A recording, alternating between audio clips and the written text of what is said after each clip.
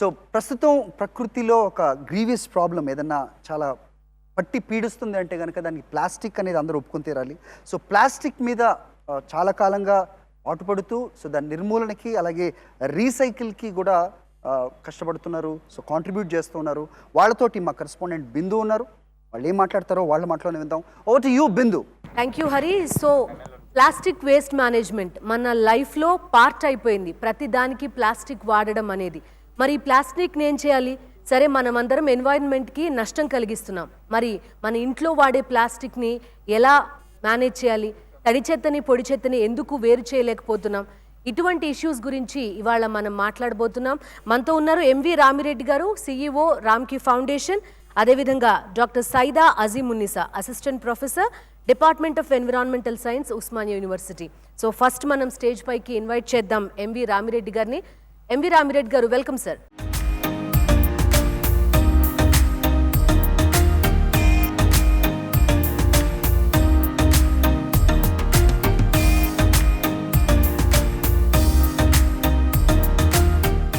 That's MV Ramireddy garu. Thank you for coming to us, sir. మన next guest Dr. Saida Azimunnisa.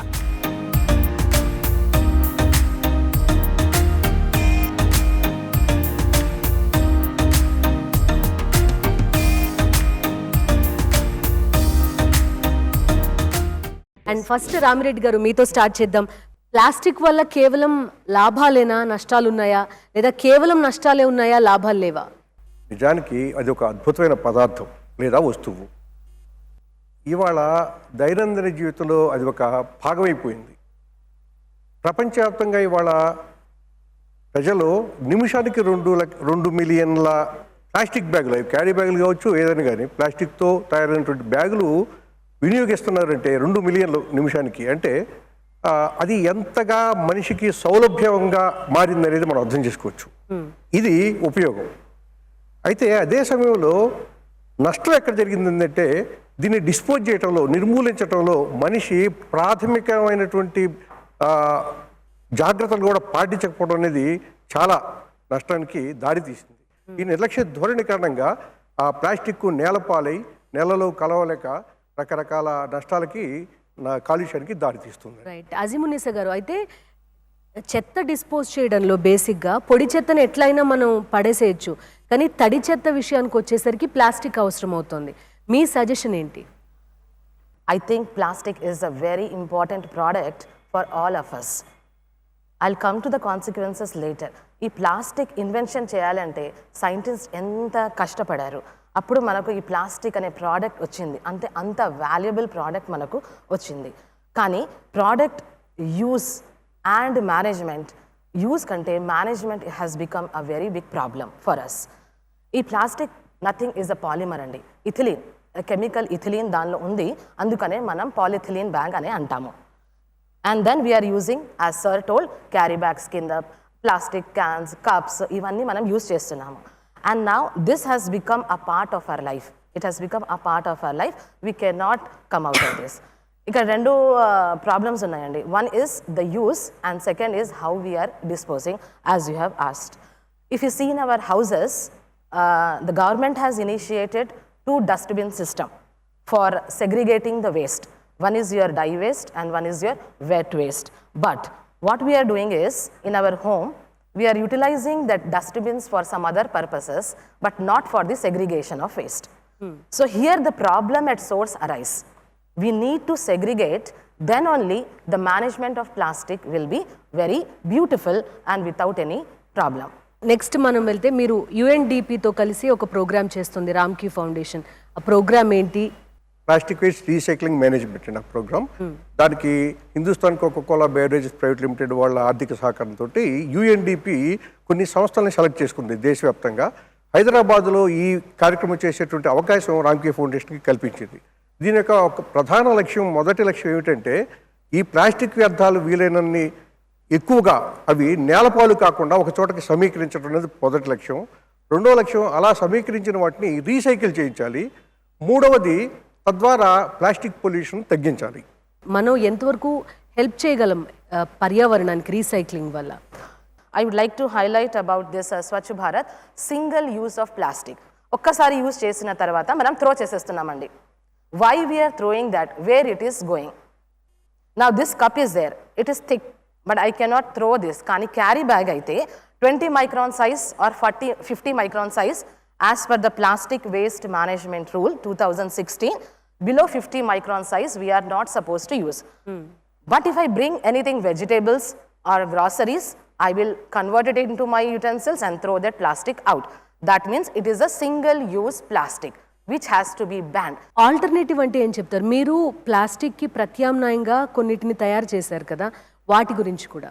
In my laboratory, we have prepared, we can say that traditionally we can use some plants which is having starch. So presently we have used sago plant, which is also called as sabudana plant. Okay, so that it has lot of starch content in that. So initially plastic has come like this only. A teacher was there who has invented a plastic with the starch way long in 1885. So she has used that starch and later it has come into a synthetic one. Then again I thought, why not as a teacher, I should also go back and convert this synthetic into a organic one. So I have used the sago plant and make it a powder, and then I have added 2-3 ingredients in that which gives me a plastic consistency. So this is one of the product which we have initiated, and we have applied for patent also. Our patent was there, I am ready to give it to anybody. On an end note, ఒక practical solution కావాలి అని అంటే ఏం చెప్తారు రామిరెడ్డి గారు? ఉదాహరణ milk packet మనం జనరల్గా ఎలా కట్ చేస్తాం? 4 పలకలో ఉన్నటువంటి మిల్క్ ప్యాకెట్ ఒక మూలన కత్తెరతో ఇలా కట్ చేస్తే ఒక ముక్క తెగిద్ది. ఆ ముక్క డస్ట్బిన్లో వేస్తాం. అది ట్రాన్స్ఫర్ స్టేషన్కు డంప్ యార్డ్కు వచ్చేసరికి ఈ ఏరుకున్నటువంటి ఇందాక నేను చెప్పిన ఈ స్వచ్ఛ కార్మికులు ఈ ప్యాకెట్ ఏరుకుంటారు కదా, ఆ చిన్న ముక్కని ఏరలేరు కూడా. ఇలాంటివి ప్రతిరోజు కొన్ని లక్షల చిన్న చిన్న ఆ ప్లాస్టిక్ ముక్కలు అవి భూమిలో కలుస్తున్నాయి. మరి ఏం చేయాలి దానికి? దానికి చివరిదా కట్ చేయొద్దండి, కొంచెం చివరిలో దాన్ని ఉంచండి. ముఖ్యంగా గృహిణులకి ఇది చిన్న టెక్నిక్. ఆ చివరిలో అది ఉంటే తప్పేలేదు, దాన్ని పక్కకనేసి పాలు కాచుకొని వేస్తే ఆ ముక్క దానికే అంటుకొని ఉంటుంది, మొత్తం వస్తుంది. వీళ్ళు వేరినటువంటి దాన్ని రీసైక్లింగ్ పంపిస్తారు, రీసైక్లింగ్ మొత్తం కూడా రీసైకిల్ అవుతుంది. మీరేం చెప్తారు? Glass can be used, cloth bag can be used, jute bag can be used. The new organic products which are prepared from the plants, this can be used as an alternative. Right, thank you so much Azeemunnisa garu and MV Ramireddy గారు. స్వచ్ఛమైన గాలి, స్వచ్ఛమైన నీరు, ఆరోగ్యకరమైన ఆహారం, ఇవన్నీ కూడా మనిషికి చాలా అవసరం. ఇవి ఏమాత్రం కలుషితంగా మారినా కేవలం మనిషికి మాత్రమే కాదు, పుడమి మీద కూడా ప్రభావం చూపుతుంది. ఈ పుడమి సాక్షిగా కార్యక్రమంలో ప్రస్తుతం మనతో మాట్లాడడానికి Andhra Pradesh pollution control board member secretary Vivek Yadav గారు ఉన్నారు. ఆయనతో మాట్లాడదాం. ఆంధ్రప్రదేశ్లో ఎటువంటి పొల్యూషన్ జరగకుండా ఉండడానికి చర్యలు తీసుకుంటారు. So first of all, I would like to thank Sakshi Group for coming out with such kind of program, and I hope the other organizations also participate in kind of building the awareness in such kind of front. Coming to the AP Pollution Control Board, we work at various level.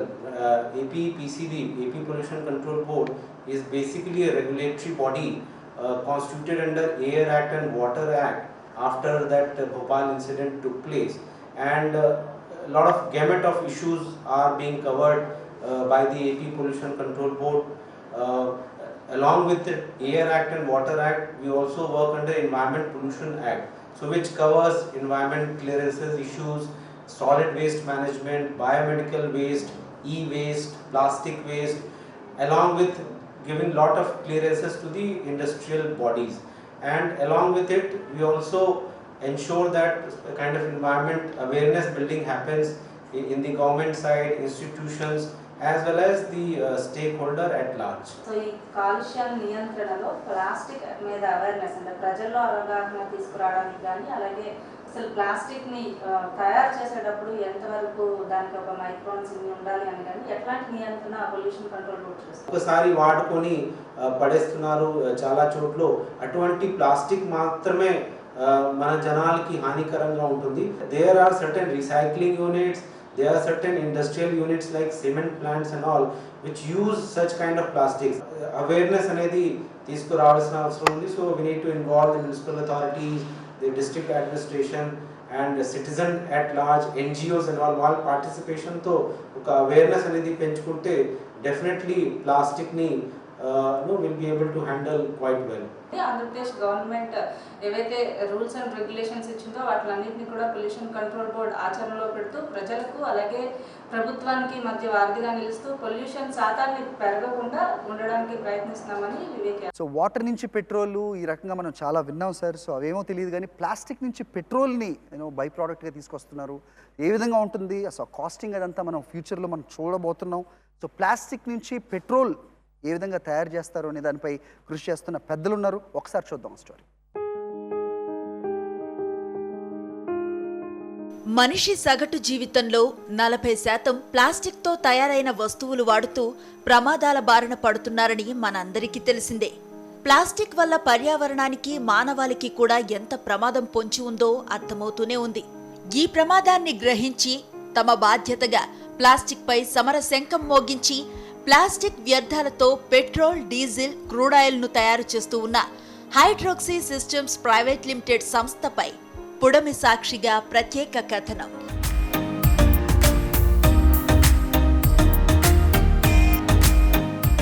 Hyderabad మహానగరంలో వేల కొద్దీ పడి ఉన్న ప్లాస్టిక్తో petrol ఉత్పత్తులను తయారు చేస్తూ ప్రయోగాత్మకంగా పరిశీలన చేసి సఫలీకృతం అయ్యారు హైడ్రాక్సీ సిస్టమ్స్ ప్రైవేట్ లిమిటెడ్ సంస్థ వ్యవస్థాపకులు. మనం చూస్తున్న ఈ ప్రాజెక్టు పనులు హైదరాబాద్ BHELలో 2017 సంవత్సరంలో మొదలయ్యాయి. వేల టన్నుల ప్లాస్టిక్ ను రీసైక్లింగ్ పద్ధతి ద్వారా తగినంత ఉష్ణోగ్రత ద్వారా వేడి చేసి ప్లాంట్ నుంచి పెట్రోల్, డీజిల్, కిరోసిన్తో పాటు సేంద్రియ ఎరువులను కూడా ఉత్పత్తి చేస్తున్నారు. ఉత్పత్తి చేపట్టిన 4 ఏళ్ల వ్యవధిలోనే 2 రాష్ట్రాలతో పాటు మిగతా రాష్ట్రాలకు కూడా ఈ సంస్థ ఆదర్శంగా నిలుస్తోంది. ప్రభుత్వం తమకు రాయితీ కల్పిస్తే ప్రతిరోజు వేల కొద్దీ పెట్రోల్, డీజిల్, కిరోసిన్ను తయారు చేసి బంకుల ద్వారా అతి తక్కువ ధరకే నాణ్యతతో కూడిన క్రూడ్ ఆయిల్ను సరఫరా చేస్తామని చెబుతున్నారు ఈ సంస్థ నిర్వాహకులు. ఫ్యూచర్లో ప్లాస్టిక్ అనే భూతం మట్టిలో కలవకుండా ఈ ఎన్విరాన్మెంట్ని పరిరక్షించడానికి నా వంతు సాయం, గవర్నమెంట్ సాయం కూడా ఉంటే ఇంకా ఎక్కువ చేసి ప్లాస్టిక్ అనేది ఎక్కడా వేస్ట్గా పడేయకుండా, వేస్ట్ అనేది అవ్వకుండా దాని నుంచి వెల్త్ తీసుకొచ్చే రకంగా second life to plastic fuel అన్నది తీసుకొస్తే మళ్ళీ అది గ్రీన్ ఫ్యూయల్ కిందే ఉపయోగపడుతుంది అన్నది దృక్పథంతో ఇది నేను చేశాను. 500 కోట్ల రూపాయల పెట్టుబడి పెడితే 2 తెలుగు రాష్ట్రాల్లోని నగరపాలక మరియు మున్సిపాలిటీ పరిధిలో ప్లాస్టిక్ వ్యర్థ పదార్థాలను సేకరించి దాని పరిధిలో నడిచే వాహనాలకు సరిపడా తయారు చేసి అందిస్తామని అంటున్నారు. ఇందుకు కేంద్ర రాష్ట్ర ప్రభుత్వం నుంచి సహకారం అందించాల్సిందిగా కోరుతున్నారు ఈ సంస్థ డైరెక్టర్ షీలా. సో చాలా మంది వాడుతున్నారు. మేము కూడా మా పర్సనల్ వెహికల్స్లో మేము యూజ్ చేస్తున్నాం. దీన్ని గత 5 సంవత్సరాల నుంచి వాడుతున్నాం ఇది. సో దీన్ని ఇప్పుడు ఇంకా ఎక్స్పాండ్ చేసే ఉద్దేశంలో ఉన్నాము. ఇంకా పెద్దగా ప్లాంట్ పెట్టాలి, ఇంకా ఎక్కువ మందికి ఉపయోగపడాలి అనే ఉద్దేశంలో మేము చేస్తున్నాము. ఈ పెట్రోల్ తయారు చేసే ప్రక్రియలో ఉపయోగించే ముడి పదార్థాలు తీసి శాంపిల్ పంపిస్తే ఇప్పటి వరకు కేంద్ర ప్రభుత్వం నుంచి ఎలాంటి అనుమతులు రాలేదని ఆవేదన వ్యక్తం చేస్తున్నారు. సంస్థ వాహనాలకు, ఇతర అవసరాలకు వచ్చే వారికి కూడా 60 రూపాయలకు లీటర్ పెట్రోల్, 55 రూపాయలకు లీటర్ డీజిల్ ను అందించే విధంగా ప్రణాళికలను రూపొందించామని సంస్థ నిర్వాహకులు వివరిస్తున్నారు. సంస్థ కార్యకలాపాలను గూర్చి తెలుసుకున్న ఆంధ్రప్రదేశ్ ముఖ్యమంత్రి వైఎస్ జగన్మోహన్ రెడ్డి సంస్థ నిర్వాహకులను గుంటూరుకు పిలిపించి ప్లాస్టిక్ తో తయారు చేసే ప్లాంట్లను తమ వద్ద కూడా ఏర్పాటు చేయాల్సిందిగా సంస్థ నిర్వాహకులను కోరారు.